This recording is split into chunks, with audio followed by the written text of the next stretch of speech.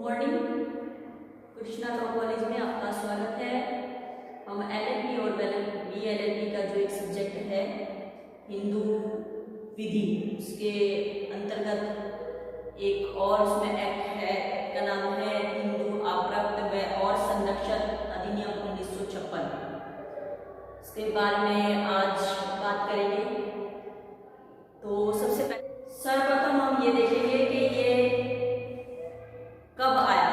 ये जो अधिनियम ये आया 25 अगस्त 1956 1956 में ये लाया गया।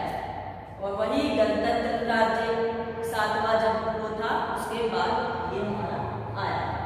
और लाने का इसका क्या था, किसलिए आया? आप्रक्त व संरक्षण से संबंधित हिंदू विधि के कथित भावों को संशोधित और संहिताबद्ध करने के लिए यह अधिनियम लाया। सर्वप्रथम जो इसका सेक्शन फर्स्ट जो कहता है, सर वो कहता है इस अधिनियम का नाम ये होगा और जम्मू कश्मीर राज्य के सिवाय संपूर्ण भारत पर लागू होगा और उन राज्य क्षेत्र में जिन पर अधिनियम का विस्तार है अधिवासित उन हिंदुओं को भी लागू होगा जब राज्य क्षेत्र से बाहर हो। यानी कि ऑल इंडिया पर ये लागू होगा। इसका मेन पर्पस यही है। सेकंड जो इसका सेक्शन कहता है अधिनियम 1890 के अधिनियम 8 के अनुरूप होगा। इस अधिनियम के उपबंध संरक्षक और कलिकाते अधिनियम 1890 के अंतर्गत ना कि तत्पश्चात अभिव्यक्त उपबंध के सिवाय अधिकरण होंगे। अब इसमें सेक्शन 3 जो है कि ये किस किस पर लागू होगा, तो एक बार फिर मैं आपको बता दूं, हिंदू जो होंगे, हिंदू को तो हिंदू कहेंगे हम, सिख, जैन, जैन और बौद्ध जो होंगे उनको भी हम हिंदू ही कहेंगे। और किस पर लागू नहीं होगा, कहाँ लागू नहीं होगा, लागू नहीं होगा, वो है मुस्लिम, ईसाई, पारसी और यहूदी। इन पर ये लागू नहीं होगा, यहाँ पर लागू होगा। अगर कोई व्यक्ति इस कास्ट में से, चारों कास्ट में से नहीं है और इनमें से भी नहीं है, तो तब भी उस पर ये उसको भी हिंदू ही माना जाएगा, ये कहा गया है इसमें। और हिंदू होगा कौन? मैंने आपको बताया था, मैं एक बार फिर आपको बता देती हूँ। हिंदू कौन होगा? जिसके माता पिता हिंदू हो वो हिंदू होगा। जिसके माता या पिता में से कोई एक हिंदू हो और उसका लालन पालन जो हुआ वो हिंदू रीति रिवाज से हुआ हो। थर्ड इसमें है कि जिसने धर्म परिवर्तन करके हिंदू हो गया हो वो भी हिंदू ही कहलाया जाए। अब जैसे कि सेक्शन है, सेक्शन का जो हमारा अधिनियम है उसमें अप्रत्यय, यानी कि इसका मतलब क्या होता है? अप्रत्यय होगा तो माइनर परिभाषाएं जो धारा 4 में हमारी परिभाषा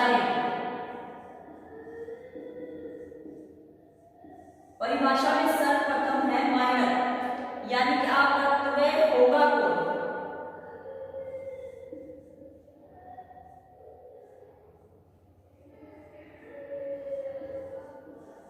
जिसने अपनी 18 साल की जो आयु है कंप्लीट नहीं की हो वो माइनर कहलाए। 18 आयु से कम का जो भी होगा वो बालक या बालिका वो माइनर कहलाए जाएंगे, उनको हम माइनर कहेंगे,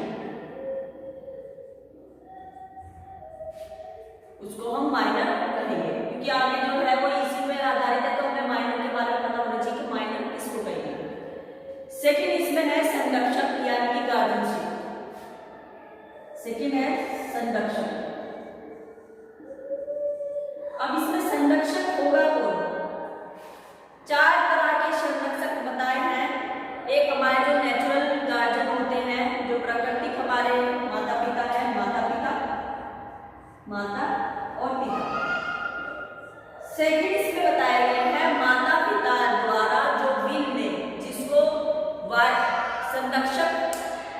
कहा गया है वो संरक्षक न्यायालय द्वारा अगर किसी संरक्षक के को नियुक्त किया गया है तो वो संरक्षक, और यदि इन तीनों में से कोई नहीं है, अगर कोई रिश्तेदार कोई ऐसा है जो कि लगता है न्यायालय को भी या फिर वो कहता है कि हाँ मैं इनका संरक्षक बनता हूँ या बन सकता हूँ, वो संरक्षक। सेक्शन क्या कहता है? सर्वप्रथम है संरक्षक में वह व्यक्ति अभिप्रेत है जिससे देखरेख में किसी अपराधी का शरीर या उसकी संपत्ति दोनों, उसके शरीर और संपत्ति दोनों उसके अंतर्गत आते हैं, चाहे तो शरीर या फिर संपत्ति या फिर दोनों उसके अंतर्गत आते हैं। तो उसमें सर्वप्रथम है उनके प्राकृतिक जो संरक्षक है नैसर्गिक यानी कि माता पिता जो होंगे।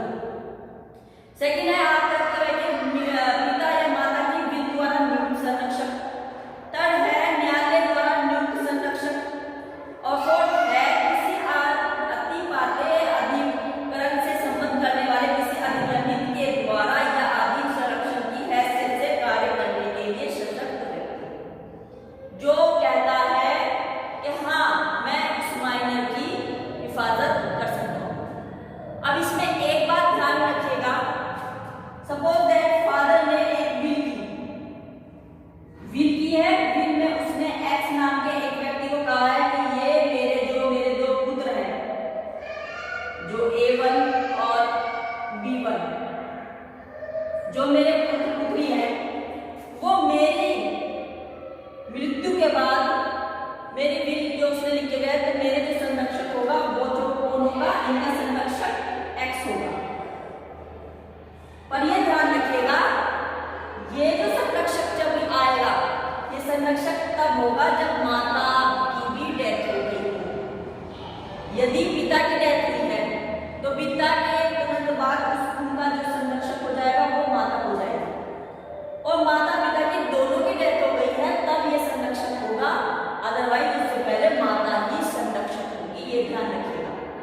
कोई ये नहीं कह सकता कि किसी ने पिता ने विल करके चले गए और विल करने के बाद वो संरक्षक ये कहे कि अपनी विल में मेरा नाम है, मैं ही उनकी संपत्ति के उनकी शरीर की जो संरक्षक हो जो गार्जियन होगा वो मैं होगा। वो बाद में होगा, पहले उसकी माता अगर जो जीवित है तो माता होगी, बाद में वो व्यक्ति होगा।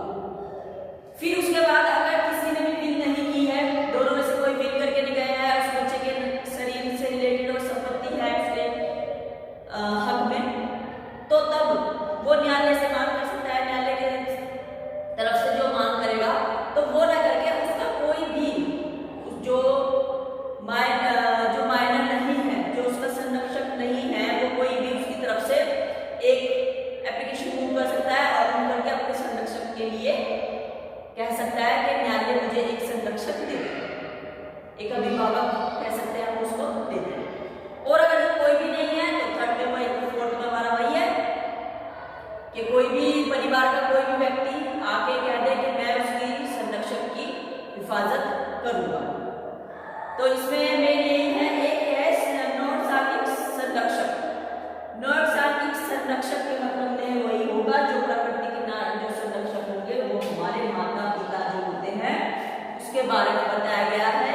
और बताया गया है सेक्शन 6 में भी जो है वो जब हम आगे पढ़ेंगे हम तब उसको समझेंगे। मेन हमारा यही बताया गया है कि उसका संरक्षक कौन होगा, माइनर कौन होगा, गार्जियन कौन होगा, उसके बारे में। और सेक्शन जो 4 है, 5th है, वो है आरोही प्रभाव। यानी कि इसका मेन पर्पज यही है, अगर जो कोई रूढ़ी या कोई प्रथा ऐसी है जो इस अधिनियम के पहले से चलती हुई आ रही है, इस अधिनियम में किसी भी तरीके की कोई भी प्रभाव गलत प्रभाव डालती है, तो उस रूढ़ी को, उस प्रथा को खत्म कर दी जाएगी। और ऐसे ही था जो इसका है वो भी है, अगर जो कोई ऐसी विधि है उससे पहले और वो विधि इस जो अधिनियम है इसमें किसी भी तरीके का कोई भी गलत प्रभाव डालते हैं तो उसको खत्म कर दिया जाएगा। तो आज हमने जो हमने पढ़ा है सेक्शन 1 से क्या पढ़ा है और हमने एक्ट कौन सा पढ़ा है। इस एक्ट का नाम जो है the Hindu minor and guardianship act 1956। First में हमने पढ़ा है जो कि